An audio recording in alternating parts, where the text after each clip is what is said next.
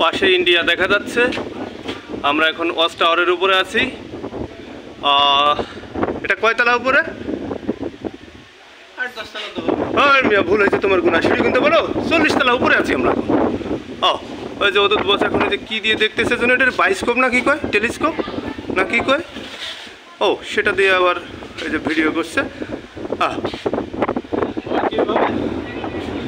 খুবই সুন্দর, মনোরম পরিবেশ দেখার মতো।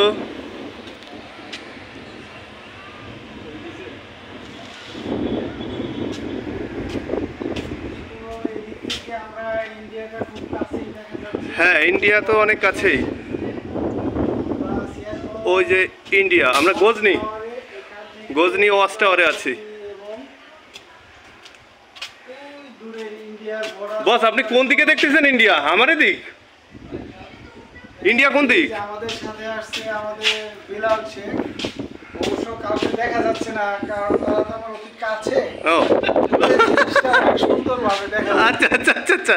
যদি দেখি দূরে গাছপালাগুলো কাছে দিকে পর্যবেক্ষণ করা যাচ্ছে। ইন্ডিয়া কোন দিক? এই যে না ইন্ডিয়া, এই পাহাড়। ইন্ডিয়া চতুর্পাশে। এই মানুষগুলো দেখেন, এই যে ধান বুনতেছে।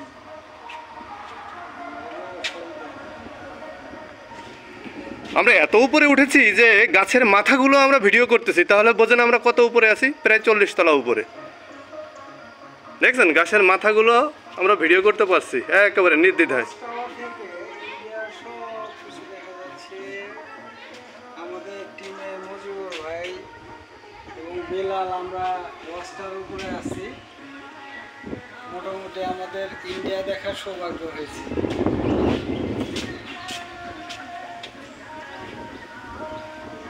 বস এই গাছটা ফুল ফুটছে কিরকম দেখছেন? এই যে সাদা সাদা দেখছেন?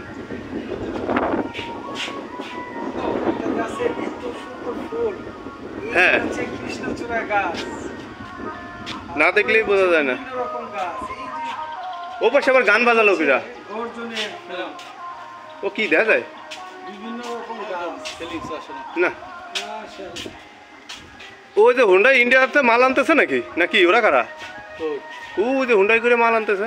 এরা কারা? এরা কোথা থেকে এলো? এরা এলো ইন্ডিয়া থেকে। ওবায়দুল কাকা এদেরকে ভেজেছে এখানে।